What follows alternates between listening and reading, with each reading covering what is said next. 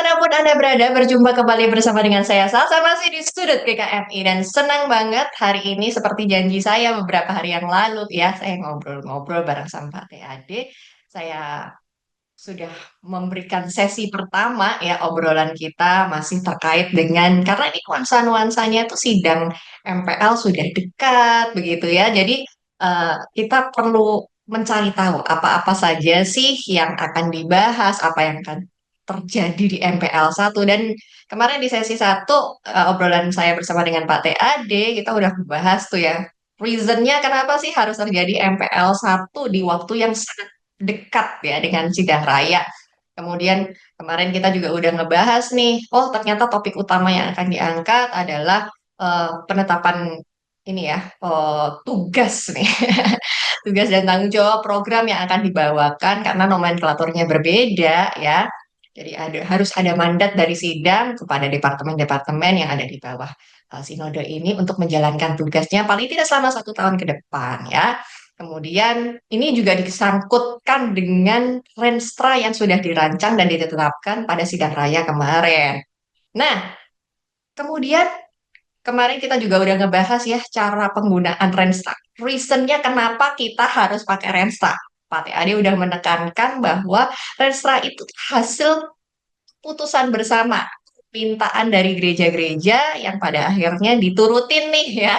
Kemudian dibangunlah dengan adanya tim ad hoc yang bukan hanya orang-orang sinode aja tetapi dari seluruh lapisan ya, mau wanita, pria, yang muda, yang senior dari segala lapisan untuk membuat sebuah renstra ini rencana kerja selama 10 tahun.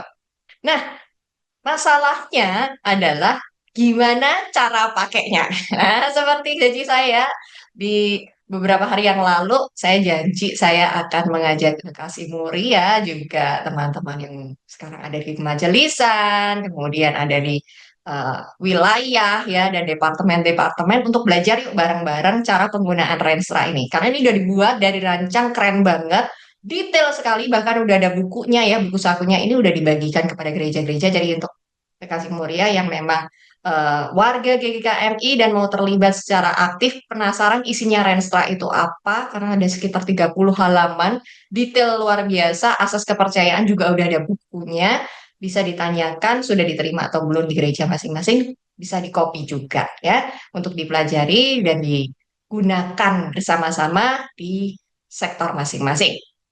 Hari ini kita akan belajar bersama dengan Pak TAD, belajar cara penggunaan Renstra. Ya, ini adalah sesi kedua bersama dengan Pak Timotius Adi Dharma. Hai Pak. Ya, Gimana Pak selamat hari? pagi, Salsa. Selamat Wow. pagi, sampai ketemu lagi, jumpa kembali dengan kita, sahabat-sahabat mulia ya. Thank you untuk sudut GKMI. Ya, seperti janji kita kemarin ya Pak ya, kita akan Hmm, membagikan tips and trik cara penggunaan Renstra dan bagaimana nanti Pak TAD juga akan berbagi dengan kita contoh programnya kayak apa sih, terus cara penggunaannya nanti turunannya jadinya kayak apa gitu kan. Karena kalau misalnya kita hanya membaca buku sakunya, paling detail banget tuh, banyak sekali itemnya dan kita akan belajar bersama-sama sampai nanti pada titik evaluasi ya Pak ya. Karena ya, cuma saja program dibuat dan dirancang kalau tidak ada evaluasinya ini berhasil apa enggak. Jadi dari awal penyusunan sampai nanti evaluasi kita akan belajar hari ini khusus bersama dengan Pak Timotius Adi Dharma. Oke, kita akan mulai ceritanya nih ya. Nah, seperti yang kemarin kita obrolkan ya Pak ya, bahwa Renstra ini akan menjadi panduan buat gereja-gereja supaya berjalan ke arah dan tujuan yang sama. Supaya walaupun GGKMI warnanya berbeda, tetapi kita punya karakter, identitas, nilai yang sama. Gitu kan ya. Nah, supaya ini bisa digunakan secara masif, supaya ini juga bisa dinikmati, digerakkan, butuh jemaat untuk berpartisipasi. Nah, ini yang kemarin di-highlight sekali dengan Pak TAD adalah butuh partisipasi jemaat, bukan hanya 1 2 orang atau majelis saja atau hamba Tuhannya saja atau pengurus unit maupun departemen saja, tetapi ada keterlibatan dari jemaat. Nah, hari ini Pak TAD juga akan mempresentasikan kepada kita penggunaannya, cara penggunaannya. Karena kemarin disinggung ya Pak ya, kalau cara penggunaan ternyata di masing-masing gereja ada yang gereja besar, ada yang gereja kecil, kemudian yang mede-mede yang di tengah-tengah nih kayak gimana, yang di perkotaan ataupun yang eh, apa namanya di wilayah yang jauh lebih kecil, ini penggunaannya ternyata berbeda. Nah, kita tanya dulu sama Pak TAD, gimana sih Pak cara penggunaannya ini gimana? Ya, paling tidak kita harus punya ini dulu bukunya yang sudah dibagikan ke gereja-gereja sebagai hasil dari panitia ad hoc Rinstra GKMI untuk tahun 2024 sampai 2034. Jadi ini 10 tahun. Nah, ini dirancang oleh kita untuk membuat arahan dan acuan bersama-sama dalam gerak kita. Tentu detail-detail aplikasinya diserahkan kepada lokal, cuman kita menentukan poin-poin besarnya, value-nya atau nilai kita sama sasaran kita sesungguhnya mau seperti apa. Nah, itu sudah ditegaskan di dalam buku ini, misalnya nilai-nilainya itu soal integritas moral, soal kesukarelaan, soal keugaharian atau simplicity, atau soal kesanggrahan atau hospitalitas, soal bagaimana kemuritan radikal, gereja sebagai komunitas, dan pelayanan perdamaian. Intinya kita mau supaya GKMI itu menjadi GKMI. GKMI menjadi Gereja Anabaptis Mennonite Indonesia dengan penekanan-penekanan identity yang clear ya. Kalau kita mau misalnya ke Indomart atau Alfamart, maaf kalau menyebut merek, maka warna itu sudah harus berbeda, warna itu harus jelas. Lalu jualan di sana semua ditata bahwa sikap hospitalitas pelayanan maupun apa jenis-jenis jualannya itu sudah ada ditata supaya itu menjadi identity. Bayangkan kalau kita mereknya sama dengan menggunakan Indomart, tetapi isinya toko kelontong yang nggak jelas begitu, pelayanannya juga seragamnya nggak jelas, maka tentu orang bingung, loh ini apa ya? Ini toko kelontong atau Indomart? Mereknya Indomart, tetapi kok isinya nggak jelas. Masing-masing beda-beda seenaknya sendiri, maka itu tidak menjadi bagian yang penting. Kalau kita pakai logo GKMI, orang bertanya GKMI itu apa? Gereja Kristen Muria Indonesia, alirannya di sana disebut sebagai Anabaptis Mennonite Indonesia. Nah, itu apa? Kira-kira begitu. Jangan nanti isinya menjadi isi yang seperti gereja-gereja yang lain, gara-gara alumnus atau lulusannya itu memang berasal dari berbagai macam sekolah teologi ya, lalu kemudian pengajarannya, lalu kemudian cara liturginya, lalu kemudian cara menerapkan organigram dalam struktur kepengurusannya, itu menjadi macam-macam seenak orang itu, atau ya ini kan gereja kecil, kita kan mandiri atau kita kongregasional, kita bisa atur sendiri. Nanti jadi kacau karena kita menganut kongregasional sinodal.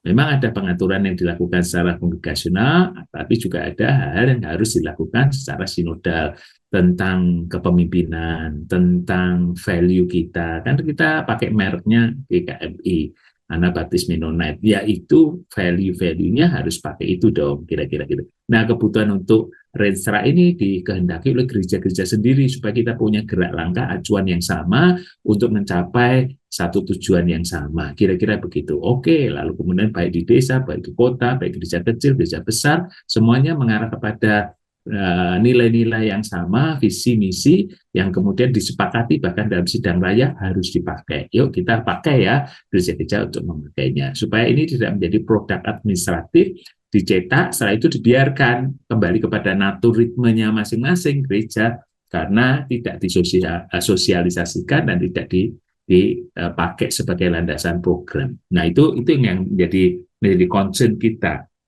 Karena itu sinode kembali mengingatkan untuk yuk ini loh Rensa sudah ada. Kalau kesulitan dalam memakai atau aplikasinya dalam mempergunakan nilai-nilai atau visi misi tersebut, ya bisa kita bantu ya, bisa kita bantu. Karena itu kemarin dulu kita sudah secara garis besar untuk menunjukkan apa itu Renstra dan bagaimana Rensa itu dipakai.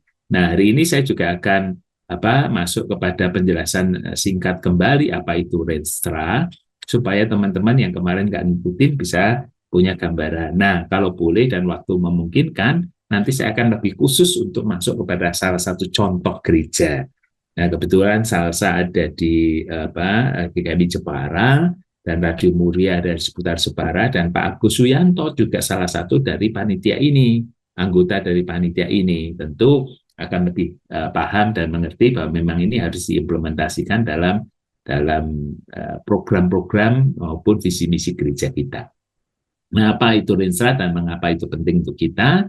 Karena kita tahu bahwa Rensra ini disusun sebagai rencana strategisnya GKMI. GKMI siapa? Bukan sinode, GKMI ya kita, gereja-gereja selama 10 tahun ke depan, 2024 sampai 2034. Nah, itu sebabnya kita perlu memakai Rensra ini. Nah, kemudian kalau kita bicara soal apa sih yang ada di dalam Rensra itu, kenapa kita perlu untuk memakai Rensra itu misalnya kan gitu.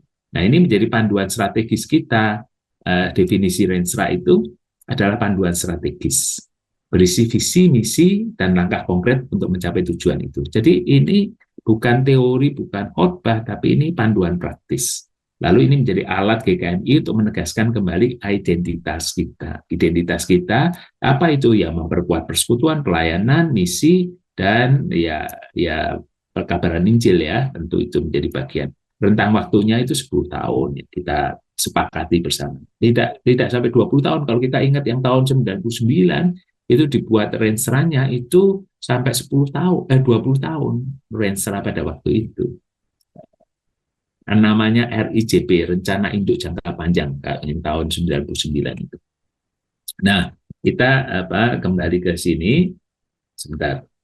Mengapa Rensra perlu? Ya supaya kita geraknya sama, satu arah, lalu juga bisa menanggapi relevansi perubahan zaman tanpa kehilangan identitas kita. Karena ini bukan tentang bentuknya, tapi ini tentang identity-nya, tentang value-value-nya. Lalu supaya ini program juga efektif nih, supaya terukur dan bisa dievaluasi dampak-dampaknya. Nah, ini bagus Rensra ini karena program-programnya kalau dibuat itu nanti bisa terukur. Nah, kita harus sadar bahwa kita itu GKMI telah menetapkan visi GKMI 10 tahun ke depan itu menjadi GKMI sebagai gereja, atau menjadikan GKMI itu sebagai gereja komunitas atau komunitas gereja yang kuat. Jadi GKMI itu bukan organisasi, bukan gedung, tapi community, orangnya. Dalam dunia bisnis sekarang banyak orang sadar bahwa mengelola orang, itu bisnis itu mengelola orang, bukan mengelola uang, bukan mengelola barang, tapi mengelola orang. Nah, membangun komunitas jaringan itu menjadi penting untuk pengelolaan gereja. Gereja adalah merawat, menggembalakan umat, mengelola orang untuk menjadi kuat, dinamis, bertumbuh. Untuk apa? Untuk sharing lagi, menjalankan misi Kristus, jadi anak sekalian bangsa, muridku. Baptislah, ajarlah, dan sebagainya. Lalu visi ini menggambarkan kondisi ideal yang ingin dicapai oleh GKMI 10 tahun. Menjadi komunitas.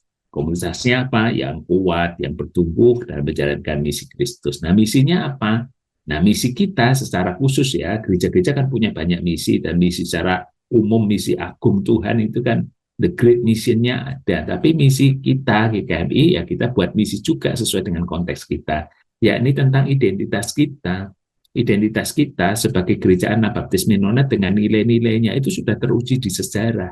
Dan itu sangat baik, nilai-nilai kesederhanaan, nilai-nilai hospitalitas, nilai keugaharian, nilai-nilai perdamaian, nilai-nilai integritas moral. Itu perlu diterus, karena gereja itu bukan sesuatu produk baru seperti membuat barang, tapi ini melanggengkan nilai-nilai ajaran Kristus yang baik itu. Dan khusus untuk kita GKMI, kita pilih beberapa nilai sejarah kita, dari histori kita, dari teologi kita, dari eklesiologi kita, dan dari misiologi kita rumuskan mengenai nilai-nilai ini. Yang kedua, yuk kita mewujudkan juga bukannya sharing nilai, tapi orang kembali, murid yang radikal, supaya berkomitmen, bertanggung jawab, mengikut Kristus, bahkan menjadi seperti Kristus. Itu tekanan-tekanan pengajaran GKMI itu seperti itu.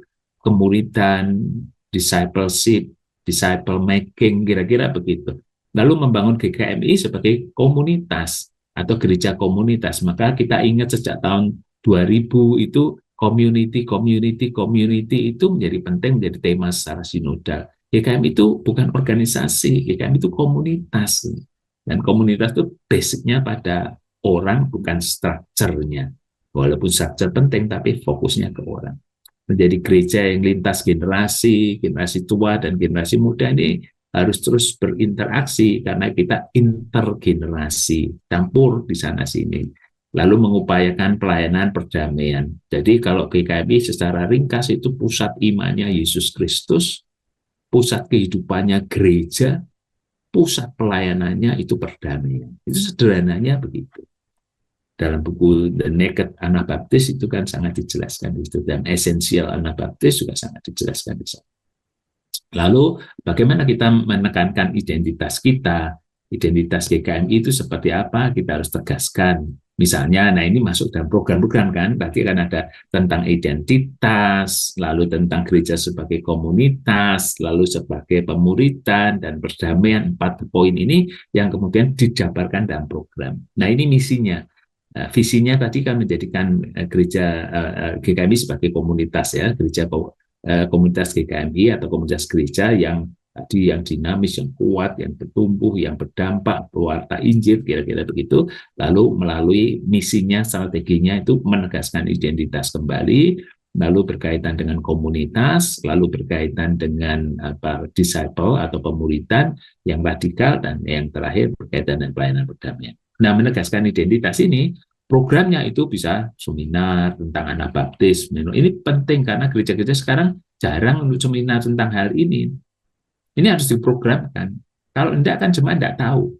Jemaat kalau ditanya GKMI bedanya dengan GKI apa? Enggak tahu. GKMI bedanya dengan Baptis apa? Enggak tahu. GKMI bedanya dengan gereja-gereja yang lagi bertumbuh, Mawar Sharon apa? Enggak tahu. Kira-kira begitu. Pokoknya sama-sama gereja kan kita kehilangan esensial histori dan tradisi, tetapi juga value kita kalau nggak jelas. Maka diterangkan ulang. Bukan mengulang kembali kepada masa lalu, tidak. Tapi basic sejarah kita, apa kita perlu tahu. Siapa kita perlu tahu. Contohnya, nanti juga bisa dibuat program selain dari ceramah penegasan itu, tapi juga bisa penyediaan buku ajar, atribut, lalu buku panduan liturginya. Karena sekarang orang anggap liturgi itu tidak penting, liturgi sebagai susunan acara aja. Lalu liturgi, pokoknya nyanyi itu liturgi, susunan acara. Enggak, liturgi itu sebuah pesan rumusan iman yang penting yang harus diwariskan. Kenapa? Ketika pembukaan itu lagunya harus lagu penyembahan terlebih dahulu. Kenapa kok pengumuman warta itu persembahan itu setelah khotbah misalnya? Karena ini respon iman setelah itu. Nah, tapi sekarang kan sudah tidak terlalu dipikirkan itu gitu loh. Kenapa kok ada pengakuan iman rasuli atau bahkan pengakuan dosa misalnya gitu? Kenapa itu? Karena itu ada makna teologisnya. Nah, itu perlu diajarkan ulang. Sehingga identitas kita tujuannya GKMI dalam konteks gereja lokal maupun global itu tetap eksis dan ada. Karena tidak kehilangan warna. Tidak terhisap ke warna sana sini. Lalu kan banyak terjadi kan orang datang dari luar kota masuk ke gereja kita, lu kenapa kok tidak begini, kenapa tidak gini, lalu diubah mimbarnya disingkirkan, diganti dengan layar aja. Ini kan simbol-simbolnya jadi hilang semuanya. Gereja tidak rasa gereja lagi, tapi gedung pertemuan misalnya begitu. Ya ini tidak mengatakan bahwa ini benar atau salah, tapi identitas simbolik pesan firman dan pesan simbol itu hilang semuanya di gereja, sehingga datang ke gereja sama tidak datang ke gereja itu tidak apa-apa. Dengerin online sama datang ke gereja itu tidak ada beda rasa. Karena apa? Simbol-simbolnya kita hilangin, liturginya kita kacauin, terus semuanya yang penting itu firman. Ya enggak juga. Yang penting itu keseluruhan liturgi dan makna itu dikemas bertahun-tahun, ratusan tahun itu untuk menyelenggarakan bahwa gereja itu seperti ini, kira-kira begitu. Tapi sudah hilang semua. Ini bukan soal jenis lagunya ya, tapi soal liturginya sama simbol-simbol pesan pentingnya itu harus dipikirkan ya. Kalau enggak, ini sudah enggak ada bedanya GKMI dengan gereja-gereja yang lain itu enggak ada. Gereja Injili kita dengan gereja-gereja yang lain itu ada pertentangan tergantung pendetanya lah. alumnus manalah, atau habis ikut kursus apalah, kira-kira datang langsung ingin mengubah. Sangkanya ini yang penting adalah nilai jualnya. Yang penting kita jualan gereja kita supaya laku, tidak ditinggalkan orang tuh, apa saja kita ubah sedemikian rupa, bahkan bila perlu dibuat lifestyle aja lah, seperti kafe-kafe modern aja lah kira-kira. Nah, ini kan perlu dipikirkan ulang identitas kita gitu loh. Nah, karena itu dipikirkan kalau enggak ini mau bar-mabir enggak karu-karuan kayak gini. Yang kedua itu soal identitas yang tadi. Yang kedua adalah yuk programnya itu kemuritan yang radikal, tidak hanya sekedar lagu, identitas, simbol, tapi adalah pelayanan kemuritan yang radikal. Ini juga tidak menekankan satu hal melupakan yang lain, enggak. Ini juga harus dipikirkan, kemuritan ya harus dipikirkan. Programnya itu ya pelatihan, pendampingan, pemuritan melalui kelompok sel, melalui komunitas kecil yang tajam discernment untuk itu gitulah. Contohnya ya misalnya ada retreat mengikut Yesus secara radikal untuk kaderisasi kaum muda, para pemimpin muda itu harus ada. Kenapa aku memimpin? Bukan yuk asal mau, tapi harus dilatih menjadi pemimpin yang radikal, yang kembali ke akar, yang punya spirit total dalam kepengikutan itu seperti apa. Ini penting gitu loh. Nah, apakah kita pernah membuat untuk remaja sekarang kalau tidak ada yang pelatihan pendampingan yang radikal itu kan jadi kacau gitu. Artinya dari kacau itu jadi penting nggak penting gitu loh. Gereja datang penting nggak penting gitu. Ya karena disuruh orang tua, gereja tuh sampai minta-minta cari apa kegiatan supaya orang pada datang, seolah-olah kepentingannya gereja supaya dapat orang. Enggak, gereja itu melatih orang, memuridkan. Yesus itu juga begitu gitu loh. Di antara ribuan orang yang dipilih itu 12 orang yang dimuridkan, dilatih secara radikal karena kalian nanti jadi pemimpin. Dengan tujuan tentu kesinambungan dan penumbuhan komunitas ini supaya nanti generasi-generasi berikutnya itu komitmen pada Kristus gitu loh. Misalnya kalau kita sebagai majelis saat ini dan dipilih menjadi pemimpin, saat ini kita harus sadar bahwa saat ini saya lakukan secara total dan saya sedang menyiapkan generasi berikutnya juga secara total gitu. Karena kalau enggak gereja ini habis gitu. Belum gereja yang kita sebut karismatik aja untuk menjadi WL atau song leader aja dilatih secara radikal dengan sungguh-sungguh kok. Kita mengatakan bahwa kita niru mereka tapi kita enggak punya pelatihan yang baik gitu. Nah, itu nanti kita jadi kacau sendiri. Lalu bagaimana gereja sebagai komunitas sekarang? Ya, tadi kan sudah ada identitas, lalu kemudian kemuritan sebagai komunitas. Nah, komunitas kita yang paling kecil kan keluarga. Nah, ini digiatkan ulang supaya gereja-gereja itu adalah gereja keluarga yang menyembah Tuhan, keluarga yang melayani Tuhan. Lalu bagaimana tidak dipisahkan dari antara senior dengan yang junior ini dipisahkan. Bahkan ada yang membuat gereja supaya dipisahkan ibadahnya. Ibadah yang pertama itu untuk para senior, ibadah kedua itu untuk junior anak muda, karena merasa bahwa tidak bisa digabungkan. Itu bahaya. Itu bahaya. Karena akan terpisah. Padahal yang punya uang, yang punya concern, yang punya pengalaman itu senior. Junior itu cepat berlalu dan pergi, pindah ini, tapi kita pisahkan. Ibadah loh ya, bukan persekutuan. Kalau persekutuan bolehlah beda-beda dengan alasan bahwa beda musik, beda lagu gitu. Kalau tidak pernah dijadikan komunitas, maka ini jadi bisa nanti akan dituai kemudian hari, di mana akan konflik aja, yang senior merasa tidak dipakai, yang junior merasa diutamakan, tetapi tidak punya support dan dukungan kesetiaan gitu. Nah, ini harus dibuat program lintas generasi aja lah. Hari Keluarga GKMI, ibadah bersama keluarga, bukan hanya di bulan Juli, tapi juga pelayanan antar generasi, intergenerasi, sama-sama, yang muda, yang tua, sama-sama melayani, mencintai Tuhan, karena gereja itu keluarga kita, bukan gereja itu aktivitas by gender atau by usia, no, gereja itu keluarga. Nah, ini kan GKMI kehilangan itu, ya. Niru-niru aja, GKMI kehilangan itu.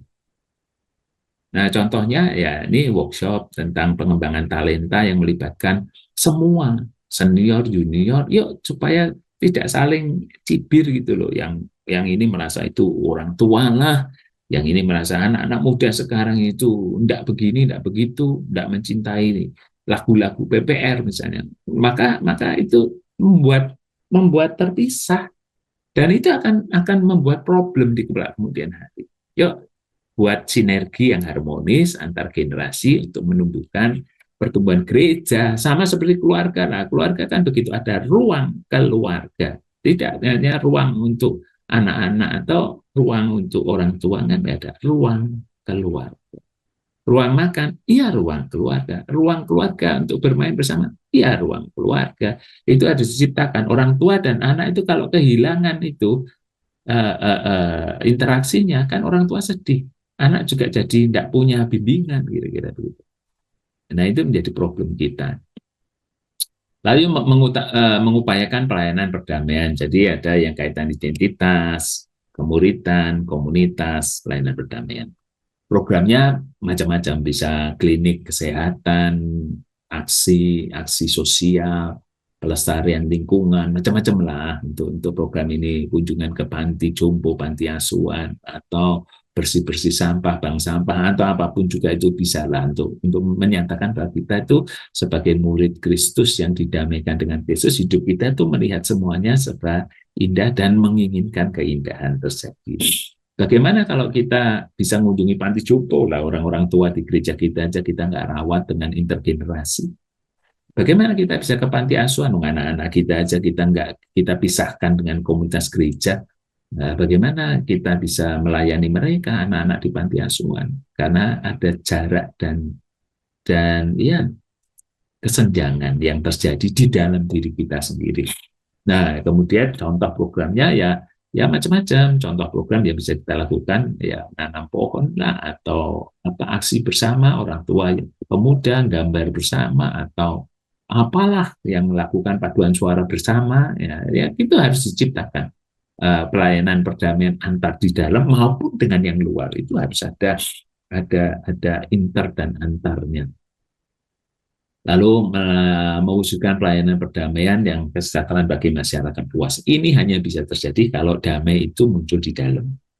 Di dalam gereja kita sudah ada terwujud, maka keluarnya akan terasakan. Kalau enggak, maka si ini melaksanakan aksi sendiri, si itu hanya kegiatan sosial, kegiatan yang aksi-aksi yang tidak membuat kita sendiri mengalami perubahan, tapi aksi seolah karitatif memberi kepada orang lain. Poinnya bukan itu. Apapun yang kita lakukan pada orang lain itu harus mengubah diri kita.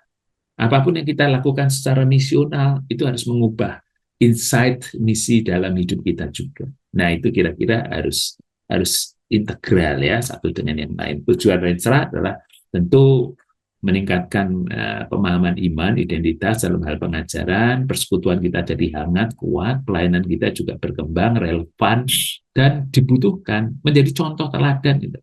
Oke, kami itu dekat, hangat. Itu menyukacitakan. Nah, prinsipnya kita kemarin hibriditas, perikoresis, gereja sebagai beradaptasi dengan gereja konteks kita kan ya hybrid ya, antar suku, antar golongan, antar strata, usia kita itu hibrid lah, dimasukkan, tidak pernah otentik kita sebagai satu warna saja, tidak. Tapi kita juga mempentingkan perikoresisnya, hubungan, dukungan satu dengan yang lain. Nah, itu menjadi penting. Lalu dipantau sistemnya, bagaimana ini dimonitoring supaya program itu betul-betul menjadi program yang dijagai betul. Terus pantau dan dilihat perkembangannya, disesuaikan fleksibel strateginya untuk bisa sampai itu. Nah, mengapa menggunakan Renstra? Ya, penyelarasan pelayanan untuk menjawab tantangan dan meneguhkan nilai-nilai kita. Nah, itu kira-kira kesimpulannya bahwa ini dalam 10 tahun itu ini akan menjadi sesuatu yang penting untuk sebuah perubahan. Nah, kenapa saya ulang-ulang ini? Ya, ini menjadi penting. Kalau tidak itu nanti orang merasa bahwa ini dokumen administratif aja yang ada di kantor sinode, tetapi tidak masuk di dalam implementasi lokal dan di kegiatan lokal. Nah, ini kira-kira gambarannya untuk teman-teman untuk bisa kembali di refresh. Nah, kalau nanti mau fokus masuk kepada salah satu contoh gereja dalam implementasi Renstra ini kepada program kegiatannya, kebetulan ini saya juga coba ereng-ereng buatkan untuk GKMI Jepara sebagai salah satu contoh, itu boleh nanti saya bisa sharekan. Begitu Salsa yang bisa Wow, saya wow. sampaikan. Wow, ini menarik sekali ya. Jadi Kekasih Mulia juga bisa dapat bayangan nih. Tadi udah dikasih gambaran sama Pak TAD, ada 4 pilar sebetulnya tentang identitas, kemuritan, kemudian komunitas, eh, dan yang pasti ini nggak bisa berjalan sendiri-sendiri nih. Dan di setiap unit itu ada itunya gitu loh. Di setiap eh, di bawah kemajelisan sendiri ini ada divisi-divisi ini dan ini penting sekali untuk diturunkan juga. Jadi eh, ini berlaku video tutorial ini berlaku untuk semua lapisan ya. Jadi untuk semua lapisan. Bahkan kemarin dari obrolan saya bersama dengan Pak TAD dari Sinode sendiri akan mendukung dan mensupport nih kalau memang ada gereja-gereja yang membutuhkan, Pak, bantuin kita dong misalnya untuk membuat rancang bangunnya nih program secara umum seperti apa yang mungkin bisa kita ke depannya akan kembangkan sesuai dengan karakter gereja kita masing-masing. Tapi mohon bantuan dong Pak, panduannya nih Pak. Nah, boleh ya Pak ya, diberikan kesempatan itu. Dan ini menarik sekali, ini kesempatan yang luar biasa. Mumpung di awal tahun kita jadi punya target nih. Dan targetnya ini bahkan kalau obrolan saya bersama dengan Pak TAD itu kan nanti di MPL kedua di bulan Agustus tahun 2026 ini akan menjadi sebuah titik balik nih. Karena evaluasinya justru di sana, nah, ya kan? Kita akan melihat apakah efektif nih Renstra ini bekerja di masing-masing gereja. Dan kita akan lihat apakah, karena ini sudah menjadi kesepakatan bersama seperti yang tadi diceritakan bahwa ini diputuskan di dalam sidang raya harus digunakan. Jadi nggak pakai tawar-tawar, harus digunakan. So, ini harus dipelajari semua gereja-gereja, ada 76 gereja dewasa maupun yang pos cabang ini juga harus belajar ya. Jadi tidak hanya untuk yang gereja dewasa aja, tetapi pos cabang juga harus belajar yang hal ini. Kenapa? Untuk kamu selama masih pakai nama label GKMI ya, franchise-nya masih GKMI harus pakai pakem ini. Jadi ini wajib diwujud nyatakan, wajib dikerjakan, wajib diupayakan bersama-sama. Nah, tadi Pak Adi udah memberikan bayangan seberapa penting dan bagaimana sih sebetulnya ini bisa diturunkan. Kita akan kasih sampel dan contoh dan kemarin obrolan saya dengan Pak TAD ini udah membuat sedikit rancangan kurang lebihnya begini nih. Nah, nanti kalau misalnya dari GKFI Jepara sendiri, para majelisnya, kemudian hamba-hamba Tuhan juga pengen konsultasi dengan sinode, terbuka sekali, sinode akan memberikan kesempatan itu. Yuk diskusi. Untuk gereja-gereja lain apakah boleh? Boleh juga ya, boleh. Karena sinode di sini hadir untuk menjadi penghubung, kemudian juga menjadi corong juga nih gimana. Nah, Radio Muria juga ingin mendukung pelayanan ini menjadi pelayanan yang terintegrasi. Nah, yuk Pak kita kasih gambaran contohnya deh Pak, seperti apa kira-kira kalau sudah jadi program yang nyata. Baik, terima kasih Salsa dan teman-teman, sahabat-sahabat dan kekasih mulia juga. Jadi begini, ini disclaimer terlebih dahulu ya, bahwa saya tidak membuatkan atau Sinode tidak membuatkan program untuk GKMI Jepara, sehingga harus dipakai. Enggak. Tapi ini contoh.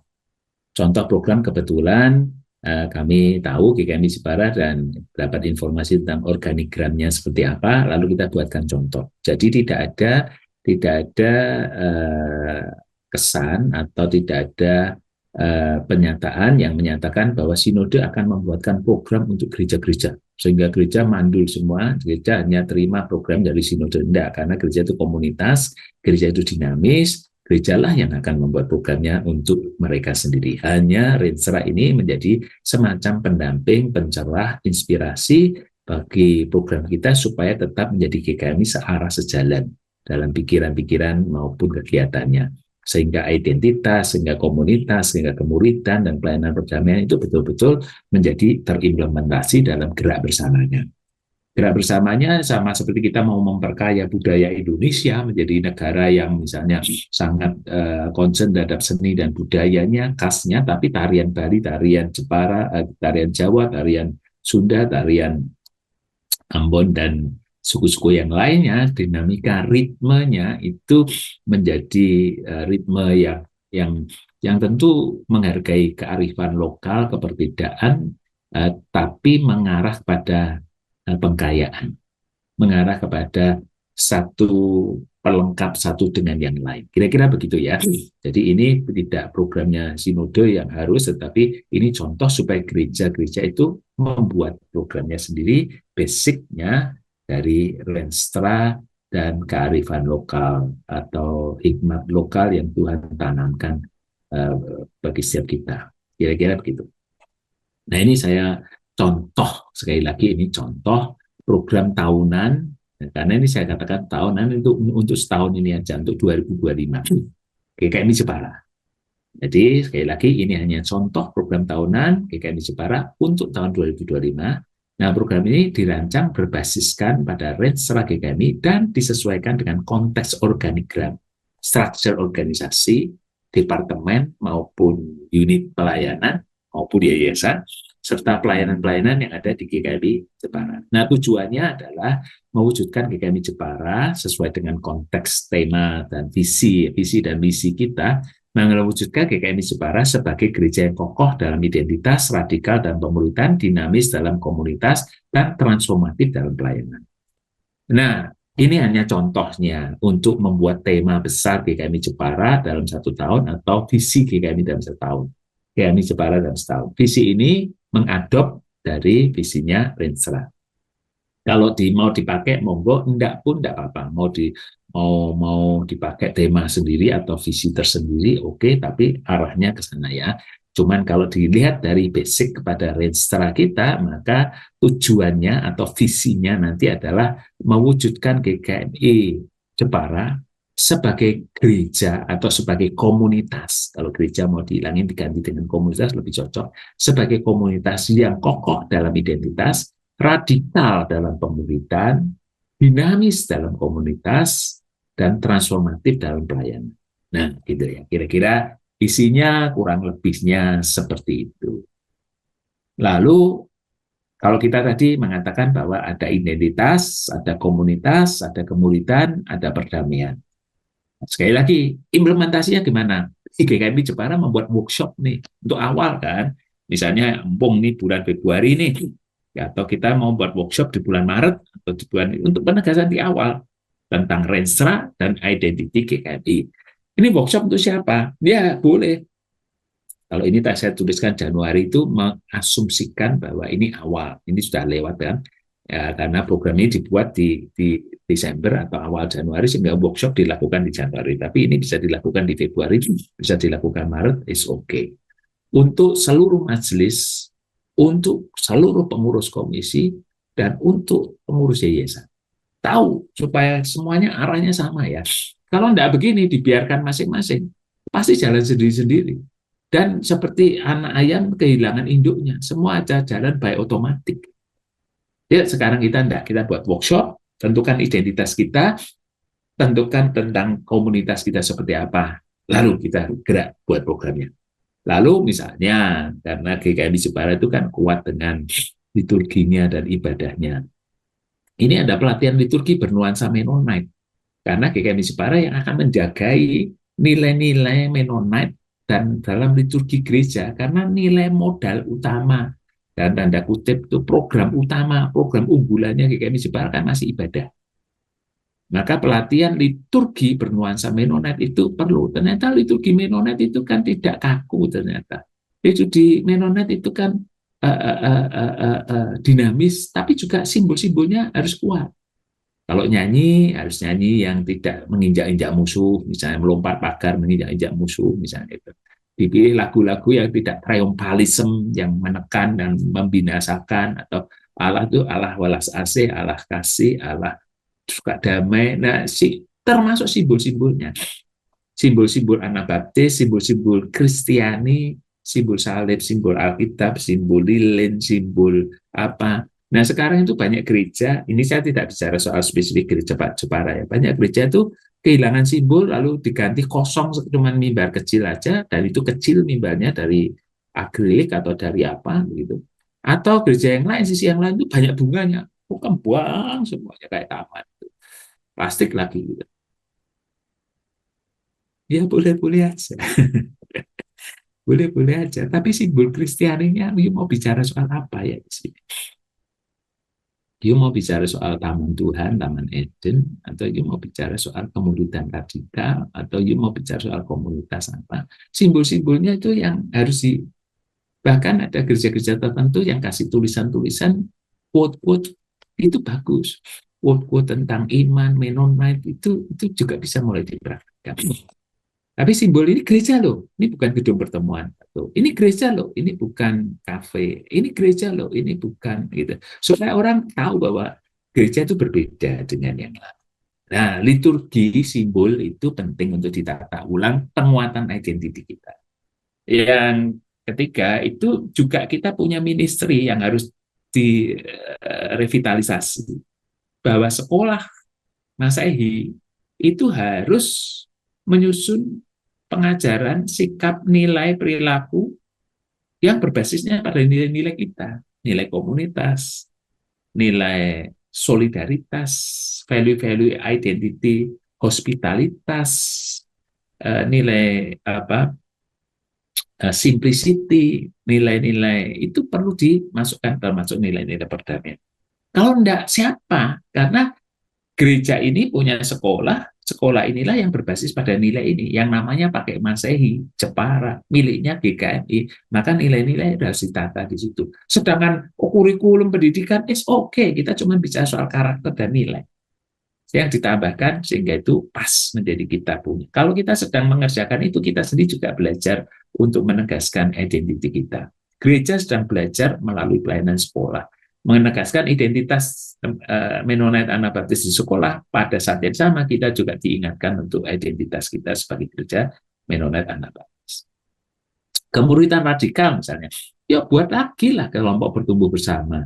Waduh, tapi gimana caranya? Bisa, semua gereja itu harus mulai dari kelompok sel, keluarga-keluarga, kelompok tumbuh bersama, diadakan setiap bulan, dibagi per komisi, studi Alkitab tentang kerajaan Allah misalnya. Itu kan contoh tentang kerajaan Allah dan kebenarannya. Nilai-nilai Injil khotbah di bukit itu loh. Khotbah di bukit aja, pasal 5 sampai pasal 7 itu didalami supaya kita tahu bahwa apa yang diajarkan oleh Yesus sebagai kemuridan radikal itu ada di dalam khotbah di bukit. Nah, itu menjadi nilai kita. Itu mulai aja susun modul-modulnya, buatlah modul-modul. Kalau nggak bisa buat, beli modulnya. Minta orang lain buatkan, kan bisa juga. Retreat kemuridan radikal bisa diadakan di bulan Juni, misalnya di mana Solo, di Bukit Hermon, atau di mana lah. Bisa di sekitar Jepara itu mungkin ada tempat-tempat atau mana yang punya retreat lah bulan Juni Juli biasanya. Pemuridan berbasis data, pemetaan rohani melalui jemaat, melalui survei itu harus berbasis data. Sekarang itu harus berbasis data. Jadi semua terdata, siapa, kelompok apa menyelesaikan ini, membaca Alkitabnya begini, itu semua berbasis pada data-data yang kita rekod lagi, supaya nanti kita tahu perkembangannya seperti apa. Oh ini mati, oh ini bertumbuh, kenapa ini bertumbuh, kenapa ini berkembang. Petanya itu di Jepara mulai dipetakan juga. Gitu. Lalu membangun gereja sebagai komunitas yang kuat. Ya tadi lintas generasi. Kolaborasi antara komisi, membuat seni, pasar seni, malam puji-pujian, basar, atau diskusi tentang gereja sebagai keluarga di bulan Agustus misalnya, atau di bulan Juli, itu terserah ya. Lalu ada pelatihan kepemimpinan, pada ya misalnya di bulan Mei, pelatihan sistem pengambilan keputusan, partisipasi, supaya tidak ada seolah-olah pendetanya yang ngambil keputusan atau majelisnya yang ngambil keputusan, lalu jemaatnya tidak ambil bagian dalam partisipasi. Semuanya, yuk, menurut kamu apa? Lalu diskusikan bersama, sehingga partisipasi aktif dari jemaat itu terlibat, dan orang akan senang karena terlibat di dalamnya, pasti dukung. Penguatan keuangan secara mandiri, ya, coba aja luncurkan program sahabat GKMI untuk penggalangan dana sukarela, misalnya, kan ini ada sahabat Muria, ya, atau kekasih Muria. Ini sahabat GKMI itu banyak loh orang-orang dari GKMI Jepara itu yang sudah alumnus, yang sudah jadi orang besar atau orang hebat di Jakarta atau di berbagai macam tempat, kota-kota besar lainnya. Nah, coba di link, dijaringkan sebagai sahabat GKMI untuk mensupport perkembangan GKMI. Idemu apa, dukunganmu apa, kira-kira untuk menjadi seperti ini. Mungkin GKMI Jepara sudah merasa cukup kuat secara finansial dari jemaatnya sendiri. Iya, tapi untuk sebuah pelayanan besar Masehi, pelayanan besar Arimatea, Bukit Hermon, itu banyak hal yang harus dikerjakan dan harus dibuat. Tadi saya katakan untuk retreat di Bukit Hermon itu saya memikirkan ini di tempat pemakaman itu ya, atau rumah duka Pak sepi, bisa diadakan di situ supaya Pak rasa memiliki, remaja-remaja ini rasa memiliki di situ, ya simpel-simpel aja buat acara di sana sehari, atau ya bisa lah, supaya orang juga bisa melihat ini. Karena firman Tuhan kan, datang ke rumah duka lebih baik daripada ke rumah pesta. Sekali-sekali lah ada acara remaja itu di Bukit Hermon itu, kita punya rumah duka itu. Siapa tahu di situ inspirasi baik, karena senior-senior kita yang dimakamkan di situ kan pengen melihat anak-anaknya itu melihat kepedulian anak-anak muda terhadap gereja. Itu ujungnya bukan kematian, ujungnya harus kehidupan. Kira-kira begitu lah ya. Ya sahabat GKMI perlu dijaring ya, kita tuh punya potensi besar. GKMI Jepara itu potensi besarnya itu justru di orang-orang besar alumnus Jepara. Dulunya anak-anak si ini, anak sini tuh, coba you lihatlah di GKMI Anugerah, di GKMI ARK, di GKMI AOW, atau di GKMI Semarang Gloria Patri, atau macam-macam lah. Itu kan orang-orang Jepara sebagai bagian yang memperkuat komunitas. Bukan koleksi data semuanya, itu kan bagus tuh. Lalu juga pelayanan pendamaian Kristus ini juga kita bisa buat loh, GKMI Jepara Sejahtera misalnya, gerakan sepanjang tahun penghijauan untuk membuat bis damai, itu dibuat sesuatu sederhana. Jemaat yuk menghijaukan gereja dengan pot-pot bunga apa ditata, itu kan bagus juga itu. Program ya, anak-anak remaja diajak untuk supaya tidak kering gitu ya. GKMI Jepara itu punya aula di atas untuk remaja, itu perlu ditata loh. Karena suara musiknya itu keras sekali, dan ini semua dinding porselen dan kaca itu mantulnya tidak karu-karuan. Itu perlu dibuat peredam sedemikian rupa, bahkan harus ada kehidupan di luarnya, kasih tanaman-tanaman atau apa yang hidup gitu, supaya GKMI Jepara itu sejuk, hidup, walaupun bangunannya itu keras semua gitu, begitu. Nah ini kan perlu sederhana, GKMI Sejahtera itu sederhana. Lalu pelayanan kerajinan tangan dari ibu-ibu ini kan, daripada datang hanya dengerin khotbah, adalah sesuatu yang dilakukan, kerajinan tangan atau apa yang bisa dilakukan bersama-sama. Lalu kan ada banyak orang yang harus dijangkau. Saya dengar dan saya lihat sendiri di GKMI Jepara itu kan banyak orang-orang muda itu datang ke daerah Jepara karena garmen, pabrik-pabrik itu. Nah itu bagaimana mereka bisa dijangkau lewat komisi wanita, misalnya begitu. Karena sebagian besar pengrajinnya wanita-wanita. Bahkan saya diajak muter di GKMI Jepara itu, kafe-kafe, lifestyle-nya itu wanita-wanita single-single itu pada nongkrong di kafe. Nah misalnya begitu. Lalu aksi tanggap bencana bisa bekerja sama dengan MDS, atau apalah, saat ini perlu dipikirkan apa ya yang perlu disiapkan, simulasi bencana atau apa, supaya orang juga tahu terhadap kehidupan itu luas ternyata. tidak hanya hidup bisnis saja atau gereja saja. Komisi remaja kita juga ada camp kepemimpinan. Soal kepemimpinan ini penting. Kepemimpinan diselenggarakan di bulan Juli. Tadi kan hanya misalnya tadi semacam pelatihan atau apa itu di bulan Juni, bisa Julinya ada camp kepemimpinan.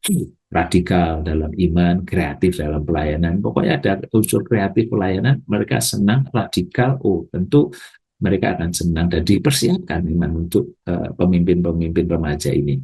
Lalu ada proyeksi sosial, remaja peduli, kunjungan ke panti atau pemberian bantuan pendidikan, lalu kolaborasi main musik dengan Masehi misalnya gitu. Lalu ya kan Masehi punya kapel yang besar. Nah, itu dimanfaatkan kegiatan bersama dengan para siswa antar gereja itu juga bisa. Bahkan kegiatan antar gereja mengundang gereja lain untuk datang ke situ. Tidak, kalau ruangannya di aulamu kecil dan keras mantul semua, adakan kegiatannya itu di kapelnya, pinjam itu kan sekolah sendiri itu. Nah itu tadi. Jadi utamanya menurut saya kok perlu dianggarkan program untuk memperbaiki ruang remaja yang di atas itu, karena musik sama ini di telinga sudah tidak enak situasinya karena tidak teredam suaranya. Komisi wanita juga bisa seminar anxiety, kesehatan mental, depresi, stres, itu bisa itu. Narasumber psikolog Kristen, narasumber ya macam-macam, banyak lah narasumber dari kita sendiri aja bisa. Salah tentu bisa. Kelas wirausaha, misalnya komisi wanita ini bisa ini pelatihan pembuatan produk daur ulang atau apa ya, untuk di hasilnya tidak untuk dinikmati, dibagikan ke orang lain. Jadi ada aksi sosial membagi apa, tapi dengan cara tidak nyumbang saja, tapi membuat ini supaya perekonomian berputar, membuat sesuatu dijual, hasilnya diberikan pada orang. Itu juga bisa. Nah, komisi senior ini kan ada di Jepara, kan ada seniornya. Nah, program komisi senior ya tentu kembali mentoring intergenerasi. Yang muda-muda ini diajak ketemu, ngobrol, diskusi lah. Karena yang tua itu banyak pengalaman dan banyak uangnya juga untuk bisa mendukung gitu loh. Jadi senior membagikan pengalaman hidup kepada remaja, bisa diatur sebulan sekali atau 2 bulan sekali. Itu juga bisa itu. Juga bisa. Kunjungan, doa, pendampingan kepada jemaat yang sakit, saling mengunjungi, saling ketemu, yang belum lagi komisi single ya, di sana ada single parent atau apa, ya itu juga bisa dibuatkan acara-acara yang kreatif, olahraga, senam, pilates, yoga atau apalah yang bisa. Itu bisa yoga bersama-sama di gedung Immanuel atau di kapelnya sekolah atau bahkan di Bukit Hermon, itu bisa juga. Pagi-pagi kan sepi, yoga di sana gitu. Komisi anak itu juga ada festival anak ceria, diselenggarakan pada bulan Desember atau bulan yang mendekati Natal, ada lomba-lomba untuk buat pohon Natal atau buat gambar-gambar apa, kartu Natal. Mereka diingatkan dulu itu kita buat kartu Natal, mereka diajari buat kartu Natal untuk bisa saling berkirim lagi pakai perangko. Mereka mengingat sesuatu yang penting yang sekarang tidak pernah ada lagi di pikiran mereka. Sekolah minggu kreatif juga bisa dengan penggunaan media digital untuk menyampaikan cerita kepada anak-anak. Gunakan Radio Muria juga untuk cerita kepada anak-anak di jam-jam tertentu. Ada cerita, lalu apa? Banyaklah bahan-bahan cerita yang bisa dibuat, itu sangat banyak. Lalu dicari storyteller, pencerita-pencerita yang bagus, karena anak-anak itu main sama cerita. Nah ini harus dikembangkan, main cerita gitu. Itu anak-anak. Lalu program untuk Yayasan Masehi misalnya. Ini kan ada kembali tadi nilai-nilai integritas, nilai moral kita perlu dimasukkan, tentang etika perdamaian, tentang hospitalitas, keramah tamahan, tentang kesederhanaan, tentang kira-kira kecintaan lingkungan, itu perlu ditanamkan. Beasiswa juga untuk anak yang kurang mampu perlu untuk dipikirkan ya, supaya nanti kalau tidak hanya memberi, tapi yang diberi itu ada pelatihan-pelatihan moral, integritas. Menonetnya itu seperti apa, mereka juga ada pelatihan-pelatihan, bukan sekedar kasih duit, tapi juga ada pendampingan ke orang tua dan lain sebagainya. Nah, ini Yayasan Rumah Duka ya, Bukit Hermon. Ada konseling, pelatihan konseling juga. Bekerja sama dengan ya siapalah, Bu Ani juga bisa untuk meningkatkan kualitas layanan. Orang yang kehilangan itu kan macam-macam. Ada yang kehilangan karena yang ini sudah sangat sepuh, itu tidak apa-apa lah, ya sudah memang pasrah. Tapi kehilangan yang tiba-tiba, kehilangan yang masih muda, bahkan kehilangan anak, itu kan orang tua itu kehilangan anak, lebih dulu meninggal, itu kan perlu pendampingan konseling yang panjang, bukan sekedar kami punya ruang, titipkan di sini sebelum dikubur, gitu kan. Tidak hanya itu Bukit Hermon fungsinya. Layanan pemakaman ramah lingkungan, misalnya ini untuk menggunakan bahan-bahan non-organik dalam proses itu, makanan yang ada di sana atau apa, dibuat aja modelnya mulai mengarah ke sana. Sehingga orang tahu ini Mennonite Anabaptis, kira-kira begitu. Ya sederhana, ngeribetin lah, saya nambah biaya. Oh, ini bukan persoalan, tapi ini identitas yang membuat sesuatu berbeda. Gitu. Harimatea juga sama.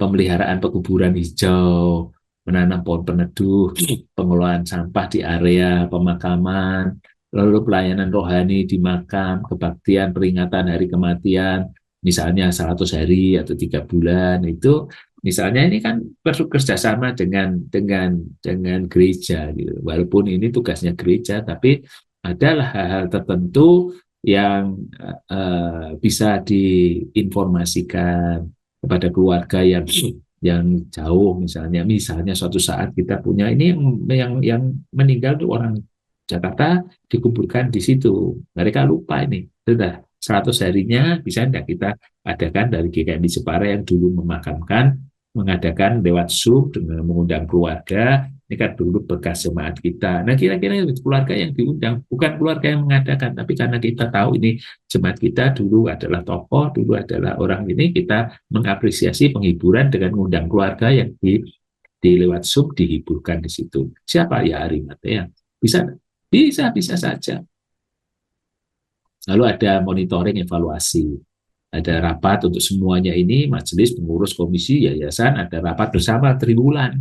Setiap departemen komisi melaporkan laporan capaiannya, bahkan yayasan.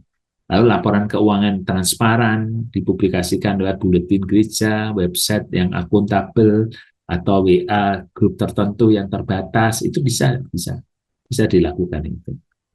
Jadi anggaran programnya, sumber dananya, ya persembahan jemaat, donasi dari yayasan atau kerjasama dengan lembaga eksternal juga bisa.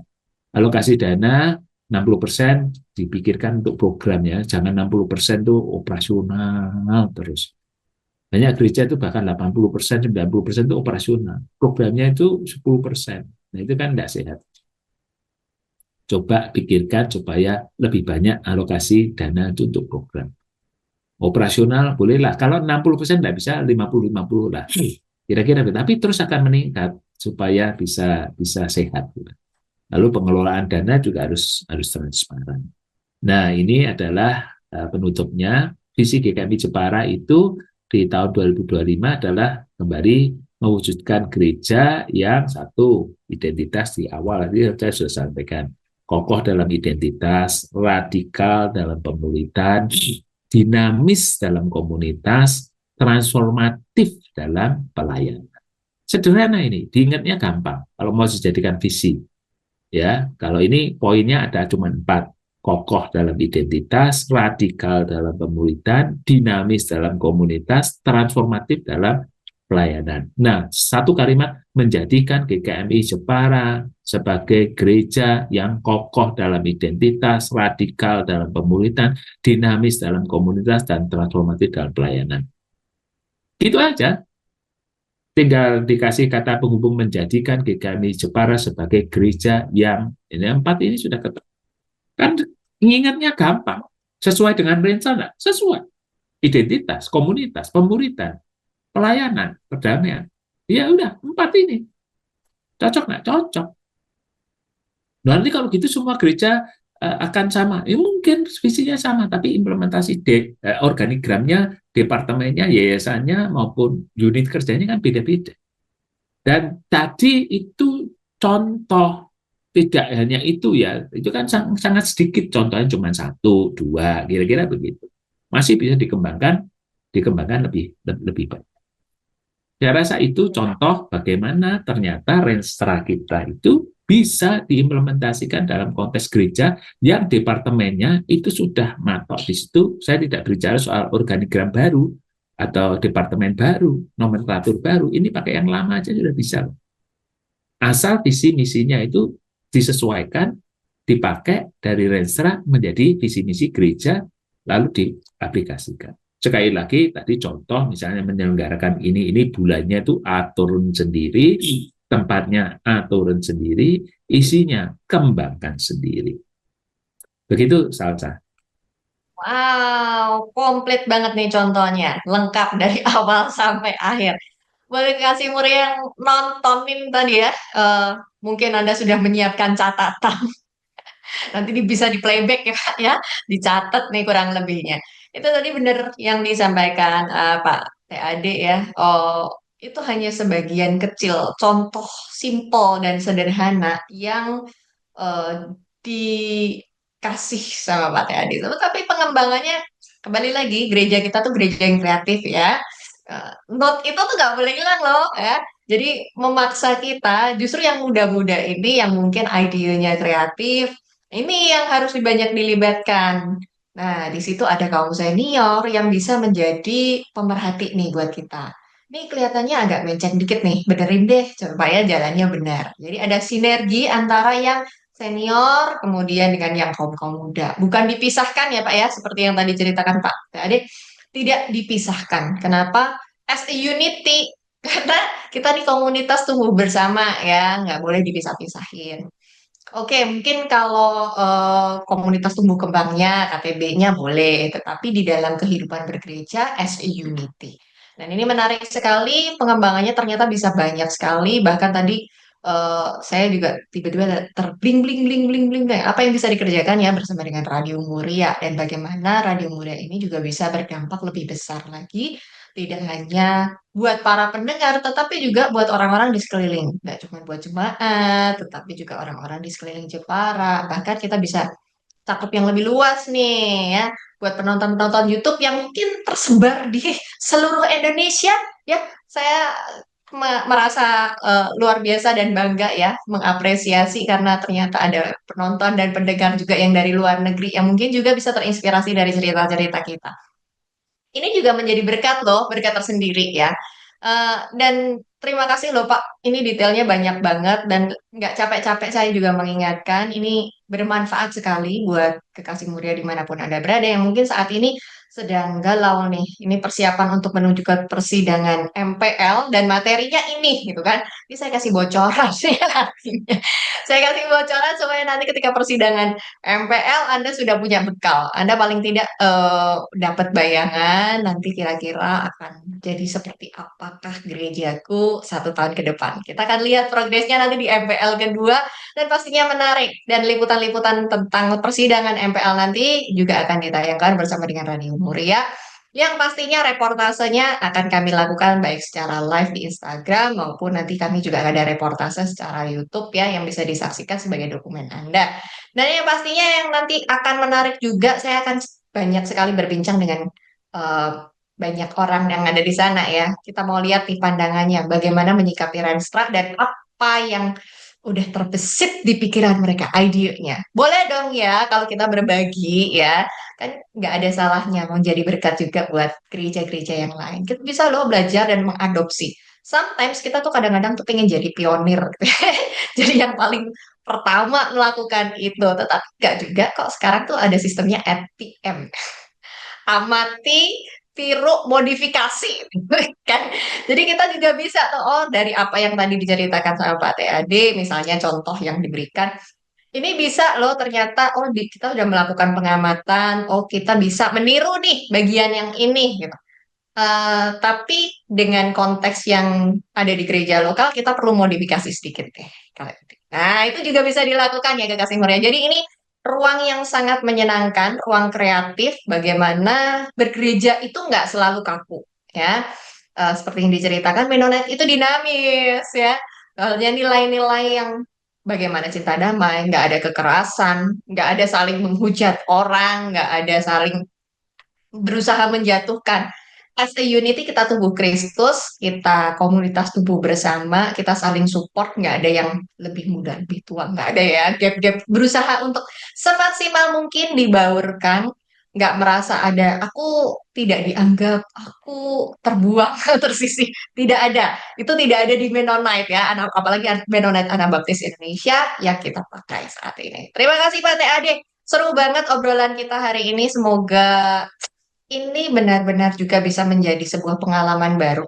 Renstra ini menjadi apa ya, tolak ukur, panduan, kemudian arah yang baru untuk mewujud nyatakan bentuk GKMI yang sesungguhnya.